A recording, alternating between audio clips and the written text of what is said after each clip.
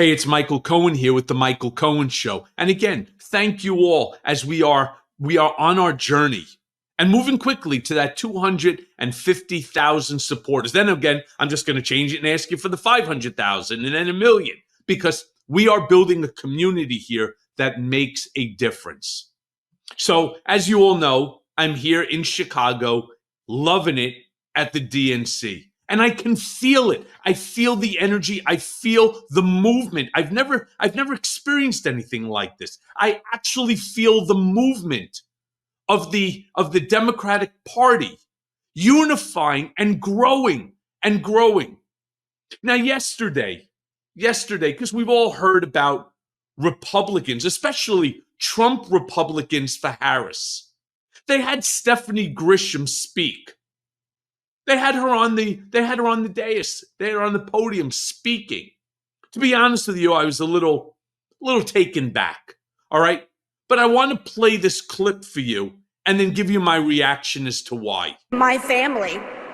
I spent Easter, Thanksgiving, Christmas, and New Year's all at Mar-a-Lago. I saw him when the cameras were off. Behind closed doors, Trump mocks his supporters. He calls them basement dwellers.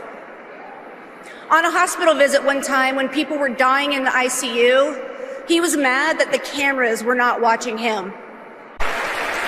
When I was press secretary, I got skewered for never holding a White House briefing.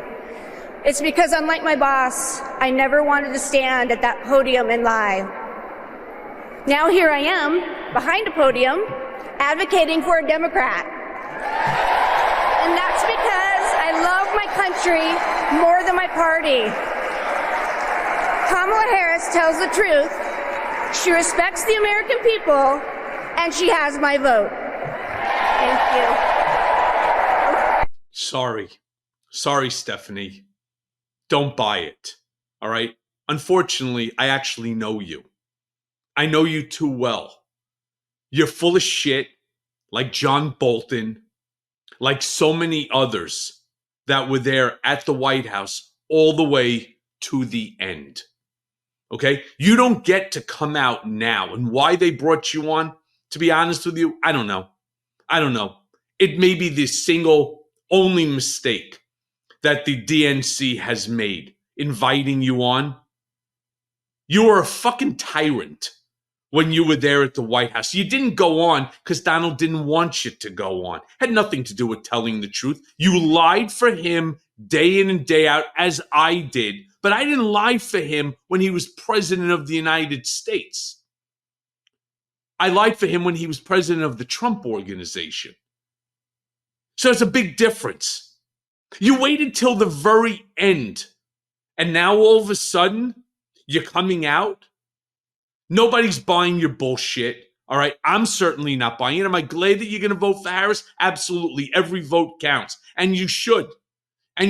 But don't feed us a bunch of bullshit thinking that we're going to buy it. Why the DNC put you on? I truly have no idea. It's why there was no enthusiasm for your speech. Like I said, it was a wasted opportunity. Had the DNC won, I would have been more than happy to get up there. Now, of course, I have a potty mouth, and I'm sorry for that. It's just who I am. I'm a New Yorker through and through. This is how we speak. I'm sorry. I'm really not sorry, because it's how everybody speaks. It's just not for primetime television. I get it. But don't sit there and turn around and tell me you love your country. I've seen you in action too many times. You're a fucking dictator or a wannabe. You took Donald Trump's power and you tried to make it your own, right? Remember, originally you were with Melania, then they moved you over because he lost another press secretary. You're feeding us all a bunch of bullshit. You shouldn't have been up there. You shouldn't even be here, to be honest with you. You have a lot of making up to do. And you actually should have gotten up and you should have apologized, as I have, again and again and again. You should have apologized to the American people for misleading us for 4 years, for misleading us for the benefit of Donald. The reason you left the party is not your love for the country. It's because that party threw you out. You're no longer a MAGA and you didn't have a place. Period. End of story. All right. Now, at the same time as the DNC was going on, Harris and Walz were in Milwaukee, where the RNC was hosted. I want to show you that clip, and I want to give you my reaction to that one.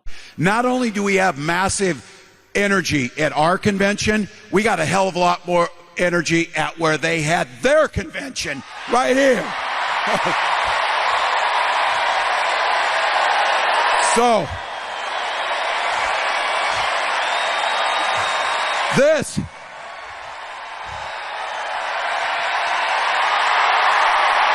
yeah.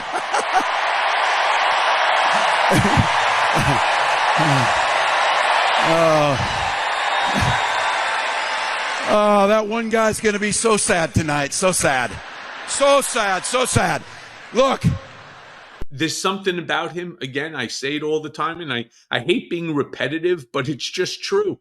There's something special about him. You know, when he was pumping up the crowd, did not remind you of like Friday Night Lights or Sunday night, Saturday Night Lights, whatever. That's who the guy is. There's just something incredibly honest about him and authentic about him. And that's why Kamala is allowing him to go out there and to do this, because we can all relate to it. Yeah, there's somebody that's out there that's upset, and that's Donald Trump. Why? Because there was a bigger audience in Milwaukee for this than there was for the RNC convention. It's amazing. All right. And there's nothing really to dwell on. He's just who he is, and he's just great. And I'm talking, of course, about Tim Walz. So while that was going on, dear old Donald Von Schitzenpants was in Howell, Michigan. So let's take a look at that clip. You get my reaction, and I think you're going to see the distinction between the two. There has been a report that the job numbers over the last period of time were fraudulent, and I understand that because I know how the job numbers go, and if you want to be a bad person in high office, you can be a bad person, but the numbers are going to be revised. The hell is he talking about? He heard about something, he read about some numbers. Where did he read them? Why not cite where you got that information from? Right, where'd you get it from? OAN? Newsmax? How about the National Enquirer, you jerk off?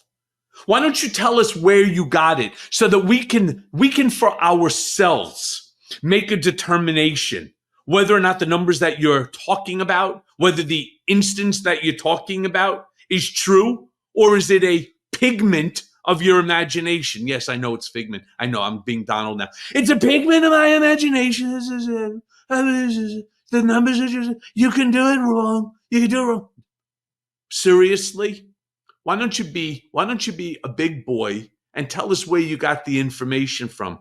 Or instead of telling us in this generic way, a really smart person told me, or I read it somewhere, and so he doesn't read shit. So somebody brought him an article, probably put out by a far right leaning. Oh yeah, you know, the Biden-Harris administration, they're forging employment numbers in order to make Joe Biden look better. Really? Really? Sure, Donald, whatever you say. Now cite the source. All right. Now I want to end on a clip of Shady Vance saying that people were booing at the DNC. Now, before we go to that clip, I want to say this. I'm not in New York right now. I'm in a hotel room at the DNC, where I will be after this, leaving to go back for some more television and for the spectacle of this convention. I know what he's talking about. So let's watch this clip, and then you're going to get my reaction. A few more locals, ma'am, yes. Yeah, I'm Hannah Hilliard with Channel 12 from up in Milwaukee. Obviously, there is a big event happening not too far away from here over in Chicago. Did you catch any of the DNC tonight, or last night? If you did, what were your immediate thoughts? Well, my immediate thoughts were all the people booing. I agree with them. That was my response to it, was boo. First of all, It sounded to me like 3 or 4 people over there were booing. Okay. Who were they? Who cares who they were? Is he trying to make a statement that there were boos at the DNC? Funny, because I was there the whole time. From the beginning to the end, I was there. I didn't hear any booing. I mean, maybe they booed when your name, Shady Vance, or Von Schitzenpants's name was brought up on something stupid like, I don't know, infringing on a woman's reproductive decision-making rights.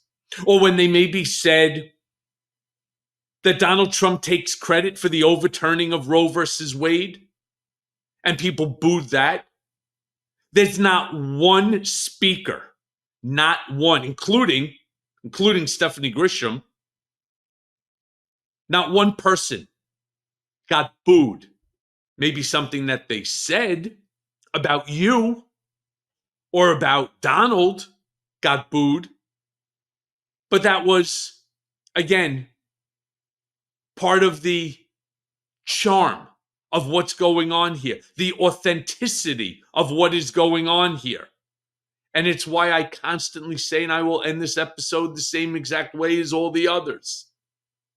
The movement, the momentum is all here with Kamala Harris and Tim Walz. And I believe that that's going to translate at the ballot box to a massive blue wave. And together, we will make it a blue wave. We will put an end to Trumpism once and for all. Because as I wrote in my book, Revenge, the very last line, Trumpism is fascism, and we must eradicate it from our body politic. It's why I will say, as I say in every single episode, make sure you are registered to vote. Vote.org, sign up, and make sure you vote Harris Walz 2024. Hey everyone. First of all, thanks for watching. I mean, we're going to be posting daily episodes with reactions and talking about politics. We'll be talking about everything, in fact. So please like and subscribe. Join us on this journey.